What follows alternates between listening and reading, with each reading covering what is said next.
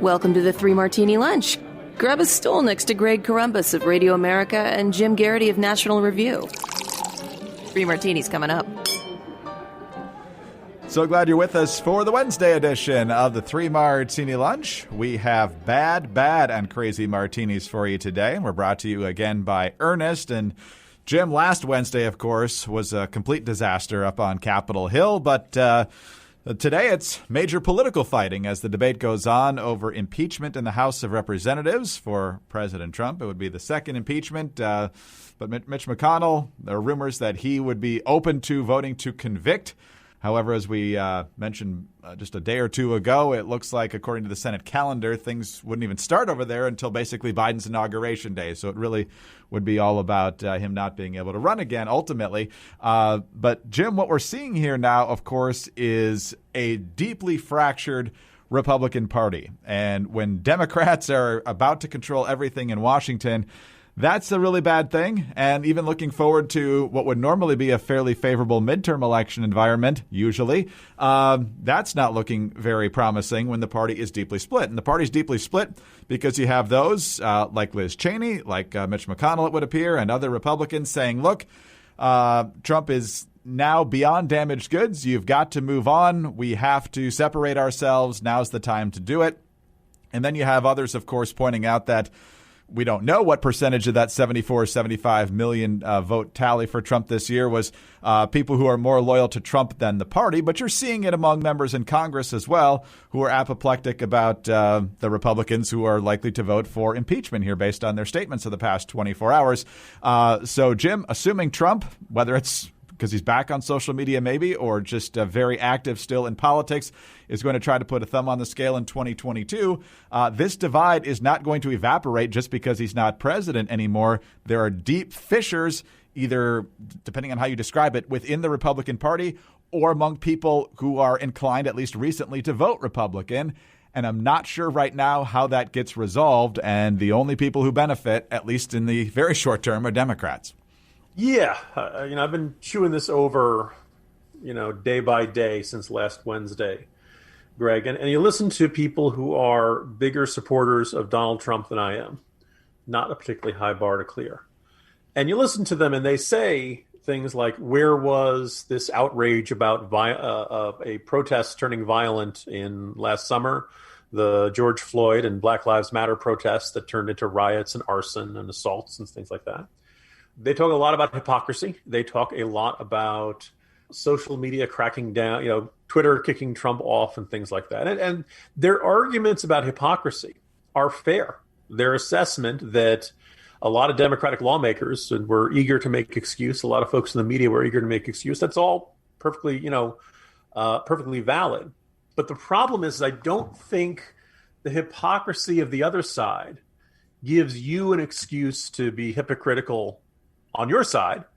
And if, protests turning into violence and turning into riots was wrong this summer for those who went to George Floyd protests, then it is wrong for the same to occur last Wednesday on Capitol Hill. And I don't feel like there's been this full reckoning. The fact there's a report that Kevin McCarthy and Trump had a phone call and Trump kept insisting that the violence was done by Antifa. So far, nothing law enforcement has found points to Antifa. It is a hard, deeply unpleasant truth for Republicans to recognize that the crowd that ransacked the Capitol, fought with police officers, killed a police officer, injured 50-some more, rampaged through the place, trashing the place, and reportedly smeared feces on the walls, was a Republican or pro-Trump crowd. There's no evidence that these are agitators or deep cover, Antifa. No, these were Trump supporters. These were people who believed they were doing the right thing by trying to harm people. These were people who carried the Blue Lives Matter flag and then assaulted police officers. Right?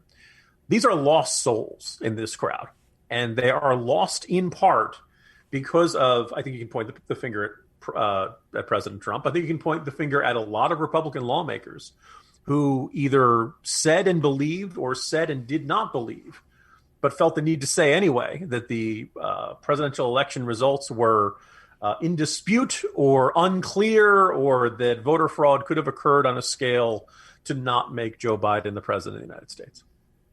Republicans have to sit there and think, what do we stand for? What do we want? What is the outcome? And I don't think something generic like Make America Great Again is going to be all that illuminating. I think we got to get specific. And the questions have to come back to policy.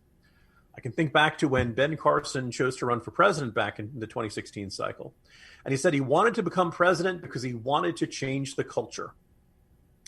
Well, the president undoubtedly has big influence over the culture. I think you can point to Trump. I think you can point to Obama. I think you can point to Bush. Like, there's no disputing that. But that's not really the job of the president. It's nothing that comes in the oath. There's nothing about it in the Constitution. If you want to be president, read the Constitution and look at what the president does. And our expectations of what our elected officials can do ought to be in that context. If you're really upset about what Hollywood is doing, you should go out and join Hollywood. You should go out there and try to take your argument there and attempt to influence the process of creating arts and entertainment out there. If you're upset about big tech, you can go out to Silicon Valley. We need conservatives working in that industry to have voices at the table and maybe steer them away from some of their worst decisions. Conservatives cannot count on government to change the culture. And it's interesting. This been this fuel going back, maybe all the way back to Pat Buchanan in 1992 in his convention speech, where he declared that there is a cultural war going on in America. Well, at some point, that war stops being metaphorical. At some point, that turns into people trying to stab each other with flagpoles, with the American flag. Like, if that showed up in a Herblock cartoon, he was the heavy-handed, very left-of-center cartoonist for the Washington Post for years and years and years. And I don't know if anyone ever laughed at a Herblock cartoon. But, a Republican beating a policeman with an American flag is like the sort of thing he would draw. And we saw it happen last Wednesday, right? That's where we are as a country. So we got to pull back from the brink, and that requires the Republican Party to function. Even people who are left of center, not all, but some, recognize the danger of uniparty states. California is not a better place because the Democratic Party runs everything out there. You can look to Illinois. You can look to New Jersey, other than the short-lived term other than Chris Christie's time there. New York State. One-party states generally don't get run well. They generally get run into the ground because there's no competition. In New Jersey for a long time, the Democratic Party did not see the opposition party as the Republicans. They saw it as the FBI, considering the number of indictments they were dealing with. We need a functioning Republican Party, and the functioning Republican Party cannot work if it's a cult of personality. It's got to be about something bigger than one man. Even if, I've laid out my numerous criticisms of Donald Trump, but I'd like to think that a good chunk of his supporters could hear what I just said and say, yeah, we're not just about one guy and what he wants. If you love Donald Trump, great. I really don't agree with you, but fine. But I didn't like this. I don't think there was this much of a factor around George W. Bush, but maybe in some circles there was. I wouldn't like Mitt Romneyism to be a thing. I don't really know if some people would argue you can't be a cult of personality unless you have more of a personality than Mitt Romney has, but fine. We need to stand for ideas. And it's interesting, Ronald Reagan has always been the icon for this party, and people say you can't go back to it. The problem with Ronald Reagan is that he was a whole bunch of things wrapped up in one. So if you want to say Ronald Reagan's appeal was because of conservative ideas, there are enough people who'd say yes, because Ronald Reagan was very clear. And not just that, you could also argue he was the great communicator, right? He'd spent his life, or a good portion of his adult life, not just being governor, but also doing those radio commentaries and those little things for GE. Ronald Reagan was about as masterful a communicator of ideas about politics as you'll ever find. I'd also note, Ronald Reagan used to be a Democrat before he became a Republican. So he understood the Democrats. He understood the people who voted for him. He understood the Democratic base in a way that I suspect a lot of Republicans then and since have not. Right now, there are members of the National Guard sleeping in Capitol Hill underneath busts of George Washington and other founding fathers. And they're wearing masks because we still have a pandemic going on, and the process of vaccinating people is moving about as quickly as a kidney stone. We got to do better than this, America. We got to do better than this current state. And we've got to recognize that a civil war in the Republican Party isn't really going to do much good. But keep in mind, there are figures within the Republican Party who are much happier being king of a faction than merely having a seat at the table of a unified party. There are people who want the Republicans divided. And oh, by the way, the Democrats and the media, and some will say I'm being repetitive there, will want to see the Republican Party divided. So, it's not quite unite or die. I mean, people are going to have their divisions, but one way or another, January 20th, the Trump presidency ends. And the question will be, what does the Republican Party stand for after that? And I think Donald Trump, the man, can't really be the centerpiece of that. His time on the stage has ended. He's heading into post-presidential life. I don't know if he wants to go create Trump TV or something. But the Biden era will begin. And the question will be not just what will Republicans oppose by the Biden administration. There'll be a lot of that. I think the question will be, what do Republicans want to stand for as an alternative? And I think the answer has to move beyond the man who's Donald Trump. And I'll get off my soapbox, Greg. All right, Jim, let's put that on the back burner for now. We'll have plenty of opportunity, sadly, to talk about that in the weeks and months going forward. Let's bring in a little bit of good news today, and that is that you can get a lot of help with your student loan debt problem thanks to Earnest. Look, times are tough, economically and otherwise, and worrying about your student loan payments does not make things any easier. And that's where refinancing with Earnest can really help you. Earnest offers low-rate student loan refinancing, and you can check your rate risk-free in just 2 minutes. With Earnest, you get radically flexible payments, and you can pick your loan terms. By refinancing, you can reduce your loan term, save money, or combine multiple loans into a simple monthly payment. And if you have questions, you can even talk to a real live human being at Earnest for help. Now, isn't it time you stopped feeling overwhelmed by your student debt? Well, now Earnest is giving 3 Martini Lunch listeners a $100 bonus. Refinance your student loans at earnest.com/martini. Terms and conditions do apply. Once again, you get a $100 cash bonus when you visit earnest.com/martini to refinance your student loan. Visit earnest.com/martini for more details. Terms and conditions apply. Earnest Student Loan Refinancing made by Earnest Operations, LLC, NMLS number 1204917, California Financing Law License number 6054788, 303 2nd Street, Suite 401, and San Francisco, California, 94107. Visit earnest.com/licenses for a full list of licenses. How was that? Well done. Not quite micro machines, but it's getting there. We're getting there. Hopefully they'll be back and we can work on that even more. All right, Jim, let's talk about our second bad martini now. And this is courtesy of NBC News. The acting assistant chief of the Capitol Police told Congress on Tuesday he was not aware of any intelligence from the FBI in advance of January 6th, raising questions about an assertion by a top FBI official that threat information was shared with local police in advance of the Capitol riot. Stephen D'Antuono, I think I'm saying that close to correctly, the head of the FBI's Washington, D.C. field office, said Tuesday the FBI had shared some information about threats of violence with local police before the January 6th storming of the Capitol, including a report by the FBI's field office in Norfolk, Virginia, that extremists were threatening, quote, a war. The report mentioned people sharing a map of tunnels at the Capitol complex and coordinating travel to Washington, according to the Washington Post, which first reported on the FBI document. But a readout of a closed-door briefing of Republican House members Tuesday, obtained by NBC News, quotes, acting U.S. Capitol Police Assistant Chief Sean Gallagher is saying he never saw any such information. Quote, in response to a question, Assistant Chief Gallagher also informed members that he was not aware of intelligence from the FBI in advance of January 6th, the document says. Separately, Stephen Sund, who resigned as Capitol Police Chief, told the Washington Post on Tuesday that he never received nor was made aware of the Norfolk Field Office intelligence, insisting he and others would have taken the warning seriously had it been shared. So, Jim, I guess it's worth pointing out that there's about, a dozen or more police departments inside Washington, D.C., federal departments, Secret Service, Park Police, Capitol Police, D.C. Metro Police for the city itself. And so who knows what local police they told it to. But if the FBI didn't tell the Capitol Police, how insane is this? We saw this with the Boston Marathon bombing. We saw it with some terrorist incidents in recent years. And it's happened again, apparently.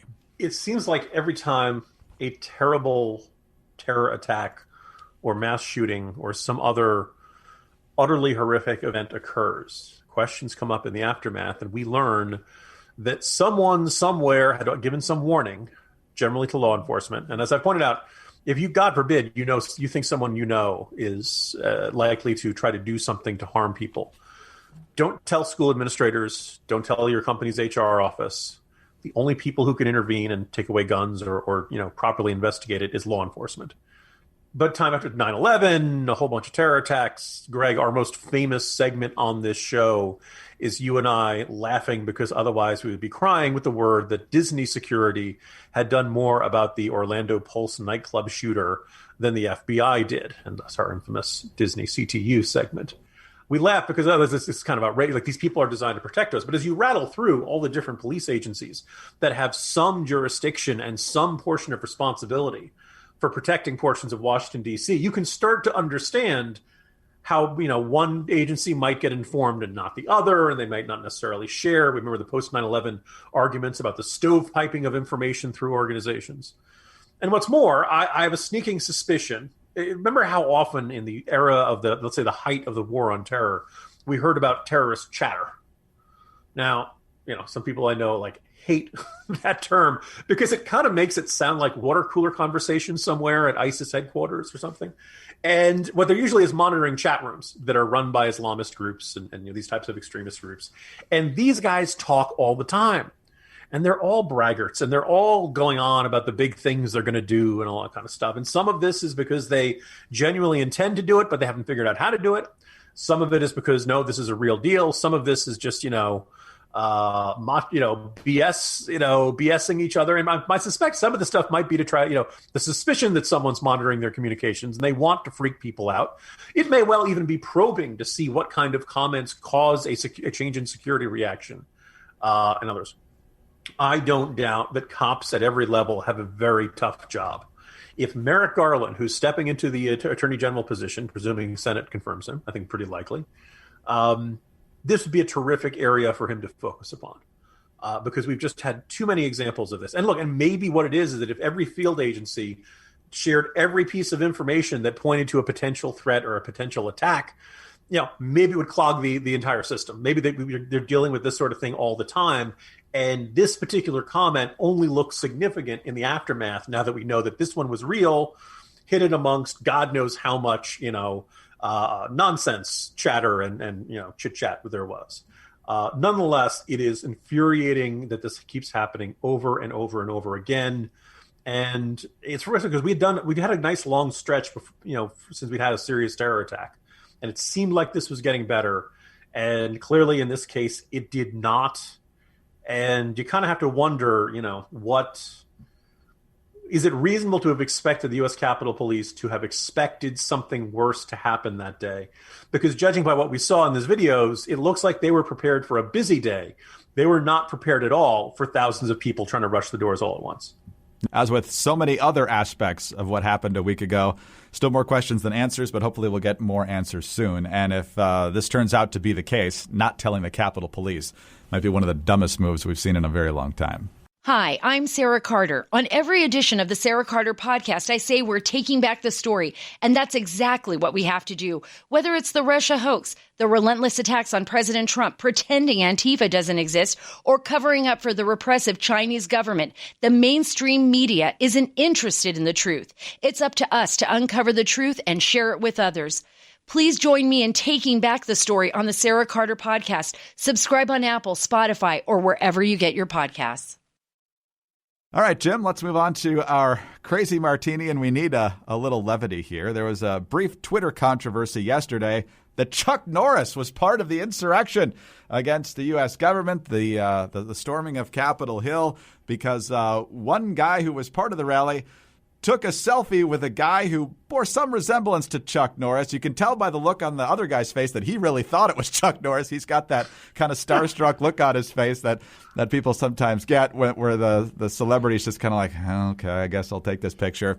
But this guy looks like he's had a little bit of a rougher road than Chuck Norris. And Chuck Norris himself and his agent have clarified this now. His agent, Eric Kritzer, saying this is not Chuck Norris and is a wannabe lookalike, although Chuck is much more handsome.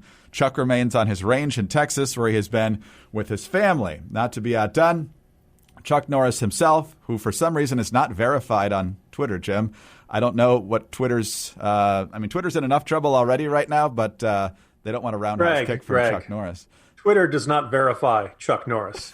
Chuck Norris verifies Twitter.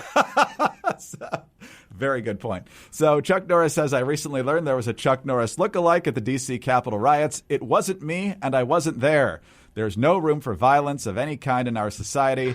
I am and always will be for law and order. Your friend, Chuck Norris. And so, Jim, I know we don't want to make light of this. It was a very serious thing that happened last week, but I kind of wish Chuck Norris had been there because, 50,000 roundhouse kicks and things might have been a little different.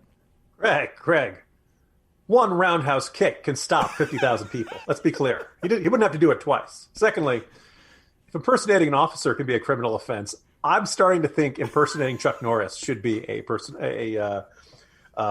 criminal offense as well. I say that mostly tongue-in-cheek. But here's the third thing. I'll make one moment of sympathy for the Chuck Norris impersonation. Actually, I'll give you two stories. I heard this one from Ollie North when he were in a green room on a cable show, probably was Fox News, years and years ago. He was at some big conference, and somebody comes up to him and says, "Oh, I'm so glad I caught you. I just loved your book you wrote. I love everything you've done for the veterans. Thank you so much for everything you've done." And Ollie North says, "Oh, thank you." Because Ollie North hosts that show, War Stories, and is involved in a lot of veterans groups or something. And he says, "Can I trouble you to autograph? I happen to have your book with me. Can I trouble you to autograph?" Ollie North says, "Sure." The guy pulls out Tom Brokaw's book. Now, they kind of look like each other. They're both, silver haired. And I suspect that as they age, and the guy might have worn glasses, maybe didn't have a great view of them or something. So think of the moral dilemma facing Ollie North at that moment, where this guy has just been so nice and gushing. And it turns out that no, it's not, Tom. The whole time he thought he was talking to Tom Brokaw. Ollie North says he took the book, signed with best wishes, Tom Brokaw, and then went on his way. So there's some poor guy out there who has an autographed book by Tom Brokaw that does not have actually autographed. But ironically, he has Ollie North's version of Tom Brokaw's autograph. The second thing is 2 years ago at the Jets-Redskins game, I was lucky enough to get tickets, brought my sons, brought my brother, brought my father. My dad is getting up there in years. And he has his own personalized jersey with his last name, the hard-to-spell Garrity, and number 60 on the back. And as we're leaving the game, and yes, the Jets won the game. It's not like you get to say that very often. A woman comes up to him and says, "Oh, my God, it's you. I remember. You were part of the Super Bowl team." Meaning the Jets' victory over the Colts back in 1969. Now, my dad, the proper thing to do in this situation is to say, "No, ma'am, I was not on the Jets Super Bowl team. I am not a retired player." My dad, with the sense of mischief that he has, basically plays along.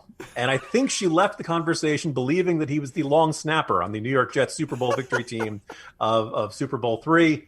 That was not the case, ma'am. It's always kind of nagged at me.